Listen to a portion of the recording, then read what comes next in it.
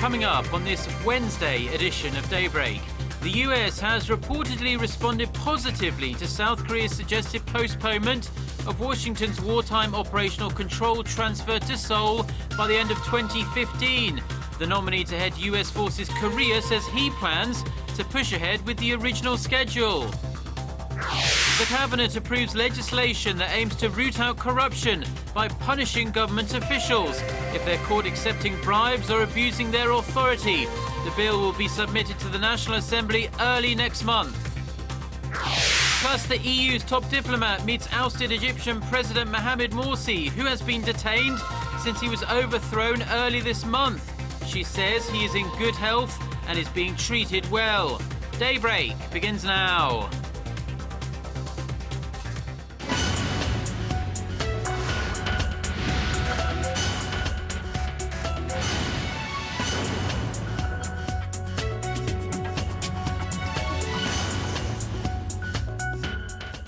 Good to have you with us. You're watching Daybreak on Wednesday, July 31st here in Seoul, and I'm Choi Yu-sun. Still no word yet from North Korea on the South's final offer of dialogue over the issue of normalizing the shuttered Kaesong industrial complex. Frustrated South Korean factory owners who held an emergency meeting on Tuesday called for a prompt resumption of the talks. Our Unification Ministry correspondent Hwang Sung-hee reports on the latest developments. North Korea did not give an answer to South Korea's last offer for talks on reopening their jointly run Kaesong industrial complex for a second straight day. South Korea's Unification Ministry said Tuesday that officials from the two sides exchanged their final phone call of the day via the Inter-Korean hotline at 4 p.m. without any mention of Seoul's proposal for a seventh round of working-level talks. South Korea reiterated its calls for a swift response from Pyongyang, warning of a grave measure if its proposal is rejected. While it has yet to clarify what those measures might be, many believe the South is considering a complete shutdown of the joint business park. The two Koreas have held 6 rounds of working-level talks this month on ways to reopen Kaesong, but have been unable to narrow their differences. Seoul is demanding safeguards against future closures before reopening the complex, while Pyongyang is pushing for an immediate, unconditional resumption of operations. Operations at the factory zone have been suspended for more than 3 months since the North unilaterally withdrew all of its workers amid an escalation of inter-Korean tensions. Meanwhile, representatives from the 123 South Korean businesses with factories in the Kaesong complex held a 2-hour-long emergency meeting on Tuesday. In a statement, the businesses called for the two Koreas to resume working-level talks as soon as possible and to reach an agreement on the normalization of the complex. They also asked the North to guarantee safeguards against future closures without any preconditions, while demanding compensation from the South Korean government if it decides to shut the complex down. Hwang Sung-hee, Arirang News. A senior U.S. official visiting Seoul this week says the United States is very interested in finding North Korean leader Kim Jong-un's secret funds. Speaking to reporters on Tuesday, the U.S. Treasury Department's Undersecretary for Terrorism and Financial Intelligence, David Cohen, said that Washington is currently investigating the whereabouts of Kim's money. Although he did not elaborate on the specific measures, his comments suggest that the U.S. is trying to raise pressure on the North by further tying down its financial resources. Earlier in the day, Cohen met with South Korean officials and agreed to continue cooperation on implementing sanctions against North Korea for its nuclear ambitions. The nominee for commander of U.S. Forces Korea says he supports the U.S. government's initial plan to hand over wartime operational control to Seoul in December of 2015. At his confirmation hearing at the U.S. Senate Armed Services Committee on Tuesday, Lieutenant General Curtis Scaparotti said the scheduled OPCON transfer was agreed between Seoul and Washington and that he plans to follow through when he is officially appointed. Scaparotti, however, said the transfer should not come at the expense of risking South Korea's security at the hands of North Korean threats, and that he was open to negotiate with Seoul on the specifics of the matter.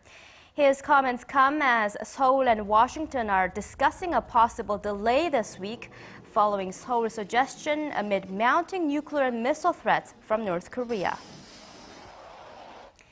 Now over to the country's fight against bribery and corruption. The cabinet gave the green light to an anti-graft bill Tuesday that would impose tougher punishments on government officials involved in irregularities. The legislation will head to the National Assembly for a vote next month. Our Kim Young-gil, however, reports there seems to be a bumpy road ahead.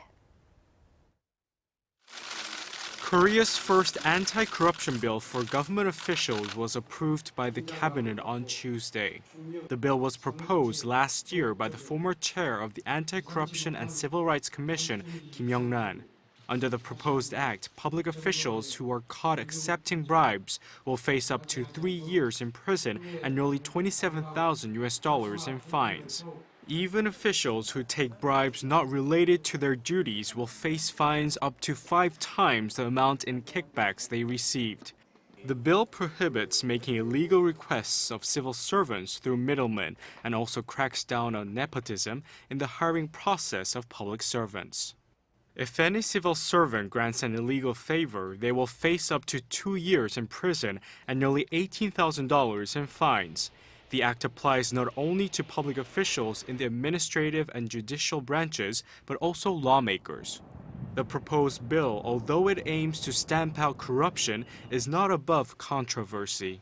Some critics of it argue that the regulations are too harsh, while others say the rules are too vague, raising skepticism over the bill's passage within the parliament. The government plans to submit the bill to the National Assembly early next month. Kim Young-gil, Arirang News.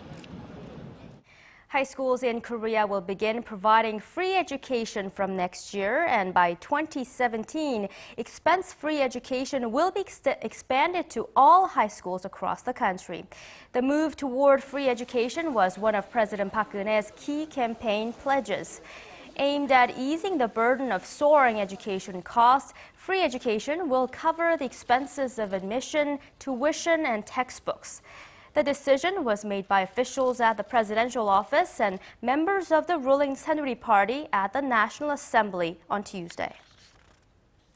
Now some welcome news on the trade front. Korea's current accounts remain in the black for the 17th straight month in June, and the cumulative surplus in the January to June period posted a new record high. But as our Hwang Ji-hye explains, China's slowing economy is becoming an increasing cause for concern.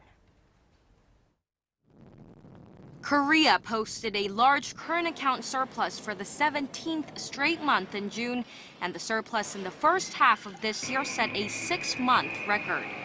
The Bank of Korea said Tuesday the surplus totaled $7.2 billion last month, down from a record high of $8.6 billion in May. It wasn't all good news, however, as there are few signs that exports are turning around. Exports of products fell 3.1% in June from a year earlier, less than a 3.4% drop in imports. Experts say the need of exporters for raw materials weakened while poor domestic demand reduced imports of consumer goods amid a slowdown in China, Korea's biggest trading partner.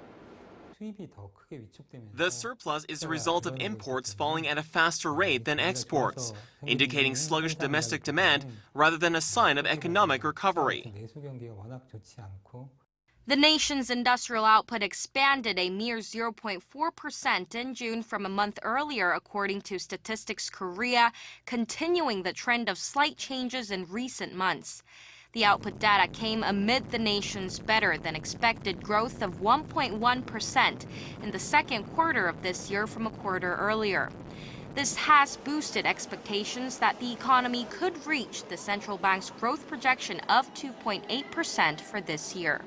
Experts say that although the nation's second quarter growth was better than expected, it's still too early to say the economy is on the road to recovery. Hwang Ji-hye, Arirang News.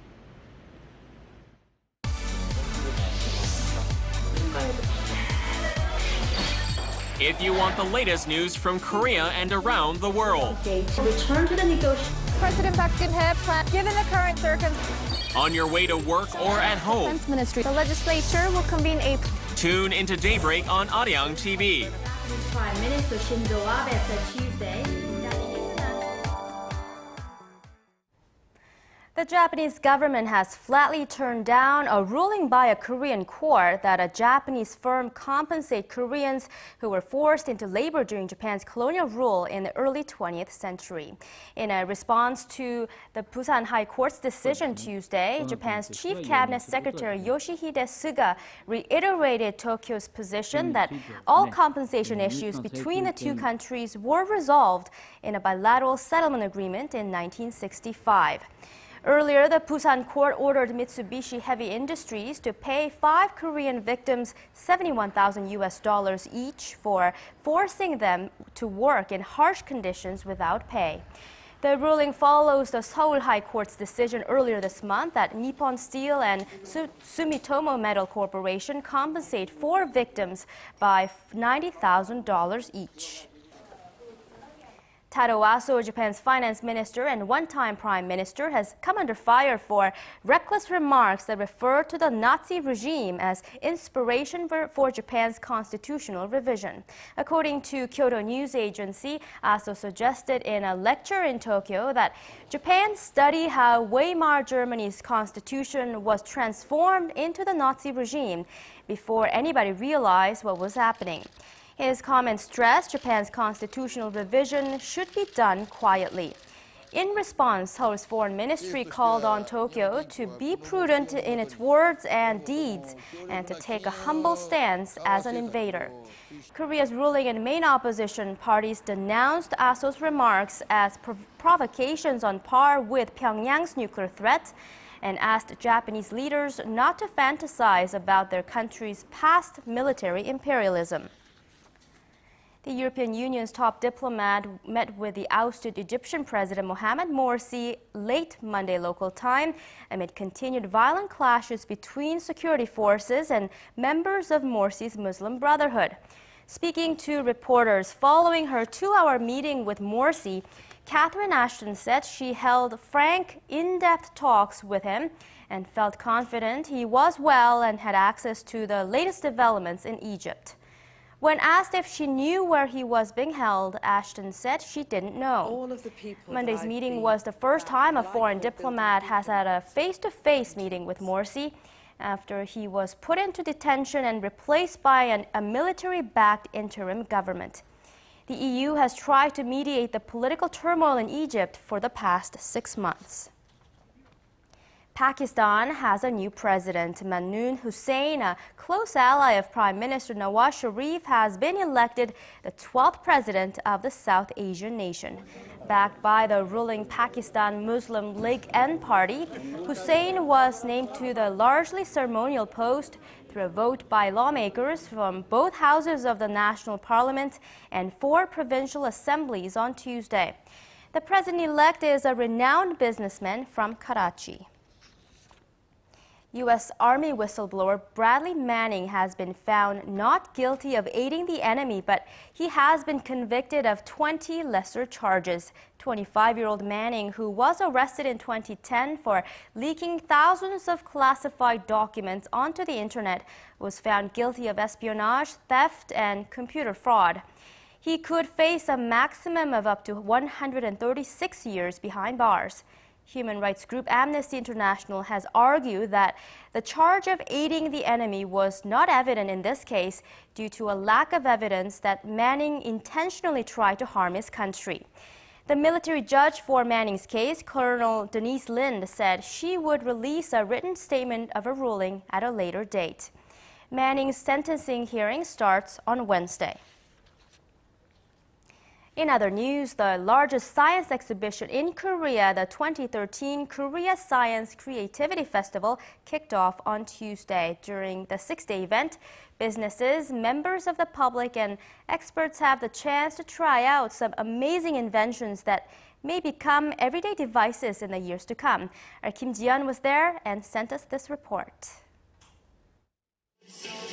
From dancing robots to miniature cars that run on hydrogen, state-of-the-art inventions that may become as common as mobile phones in the future are all gathered here at the 2013 Korea Science Creativity Festival, which kicked off on Tuesday. This year's event is hosted by the Ministry of Science, ITC and Future Planning, along with the Korean Foundation for the Advancement of Science and Creativity under the theme Science, Putting Wings to Creativity. More than 300 science institutions from Korea and abroad are participating in this 6-day event featuring more than 400 science programs.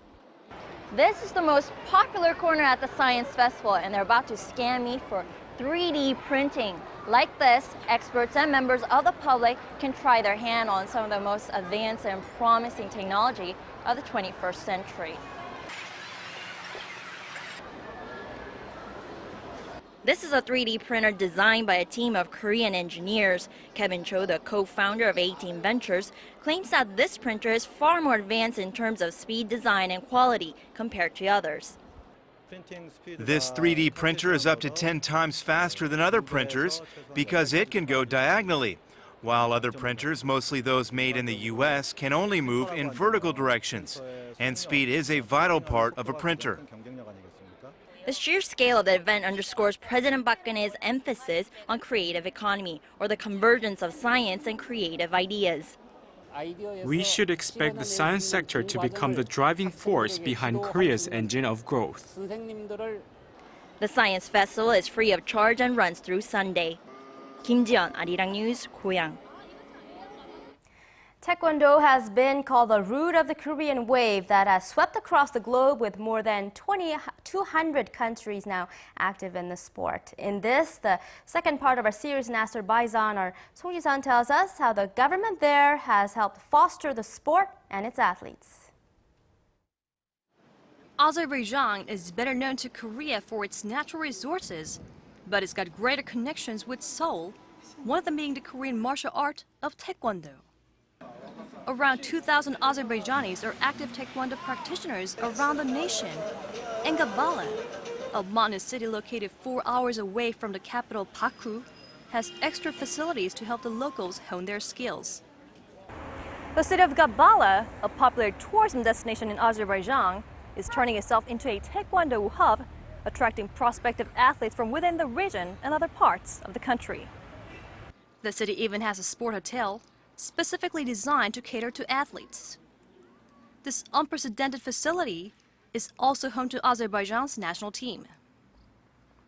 Taekwondo is an increasingly popular sport here in Azerbaijan, and we anticipate more young athletes here to achieve victory in the sport. We also send them to Korea and bring our coaches along to improve their skills. And of course, local children are the first to benefit from these offers. Although mostly beginners, they dream of being the one to win Azerbaijan's first Olympic gold medal in the sport. I started Taekwondo 2 months ago. I like working out, and I think Taekwondo is good for my health. I want to start by winning the European Championships, then the Worlds, and eventually the Olympics. In its bid to develop more Olympic athletes in Taekwondo and in other sports, and eventually hosting international sporting events, Azerbaijan is also building sports infrastructure like this Olympic complex in major cities around the country. Song Ji-sun, Arirang News, Gabala.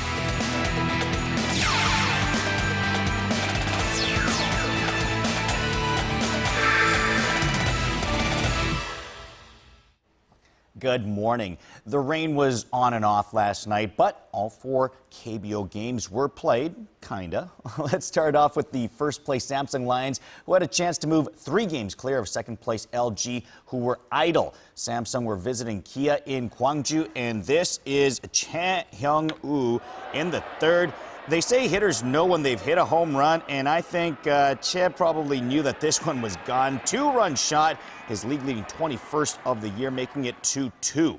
In the fourth, Che Hyung-woo would contribute to a 5-run fourth for Samsung as he doubles to right center. That drives in 2 more runs. Che would finish with 4 RBI as Samsung beat Kia 8-5, moving 3 clear of second place LG. Doosan at Lotte, and Iwon Suk up the middle. He would go with this grounder, but Moon Kyu-hyun goes flat out and starts a 6-4-3 double play. Beautiful defensive play. Now, Doosan's defense, not so good. Bases loaded, Kim Jae-ho's throw pulls Oh Jae-won off the bag. Everyone is safe, and a run scores. Lotte would score 5 runs in the inning, leading them to a 6-2 win. Oxspring picking up his 8th win for Lotte. Hanwha at Nexon, Kim Tae-won drives in a pair with this double to left. Fair ball, part of a 6-run first for Hanwha. Kim with 3 hits in the game for the Eagles. And then in the second, Kim Tae-gyun would hit his 6th home run of the season, taking it the opposite field. Just hooks inside the fair pole as Hanwha take a 7-0 lead in the second. They would go on to win at 10-3. Kim Tae-gyun with a pair of hits, raising his average to .315. NC at SK. NC already up 2-1. Iho Jun gets all of this one, all the way to the Nanuri hospital sign. I guess he hit the ball so hard that he put it in the hospital. Next batter, Kwon Hee-dong, makes it back-to-back whacks as he also takes this out of the park. 4-1 NC at that point. NC had a 4-2 lead in the 8th when the rain really started coming down. That was enough for the game to be called as NC take this one 4-2 in 8 innings. Lee Dae-ho was 1 for 4 yesterday in the Nippon League in Japan for his Oryx Buffaloes, who were 4-3 winners over SoftBank. And some bad news as well for the Big Beef, though, who was ejected from a game on Sunday for the first time in Japan. Lee Dae-ho was fined just over $1 million for insulting the umpire who called him out on a strikeout. Lee Dae-ho argued that he tipped the 3rd strike before going too far with his words. Lee Dae-ho is now hitting .321 with his hit yesterday. Park Ji-sung's loan to PSV Eindhoven should be completed sometime today, according to reports. It was first reported over the weekend that Park Ji-sung would be returning to his former Eredivisie side on a 1-year loan from the Queen's Park Rangers, who were relegated from the Premier League last season. Reports say there weren't any problems with the physical, which was completed over the weekend. The final hurdle is Park Ji-sung's salary, which is in the range of £2.5 million. PSV doesn't want to pay the full amount, so the 3 sides are ironing out the final details. And that is your look at sports. Remember to eat healthy and get some exercise today.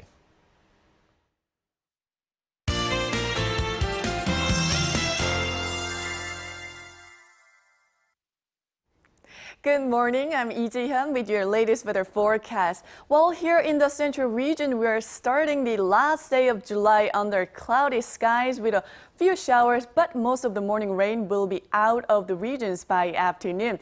But Gangwon East Coast might receive lingering showers till tomorrow morning, and I hope that doesn't bother those of you who are having a summer vacation over there. Now, daytime highs will be slightly cooler than yesterday, except Jeju. And speaking of Jeju, some parts of island reached over 36 degrees Celsius yesterday, and it will be even hotter in Jeju with plenty of sunshine today. Now, tomorrow, mostly sunny skies will dominate the regions with a few clouds streaming across the peninsula, but Jeolla and Gyeongsang regions will have a small chance for sudden showers during the afternoon hours, and afternoon highs will be 2 to 3 degrees higher than today in Seoul and surrounding areas, whereas down in south should be a tad cooler. Now back to today's forecast. Right now, rain clouds are covered up the central parts of the peninsula, and it will move down south gradually, and the humidity level this morning will be 80-70% on average. So with that, let's take a closer look at today's readings. Now, daytime highs will be tad cooler than yesterday. Daegu will be but still hot at 33, while Seoul and Busan get up to 30 degrees Celsius, which is 86 degrees in Fahrenheit. Now let's see how other regions are looking. It looks like another blistering day for Jeju today, while Mount Kumgang will stay 10 degrees cooler than Jeju at 25. Now that's all for Korea, and here's the global forecast for viewers around the world.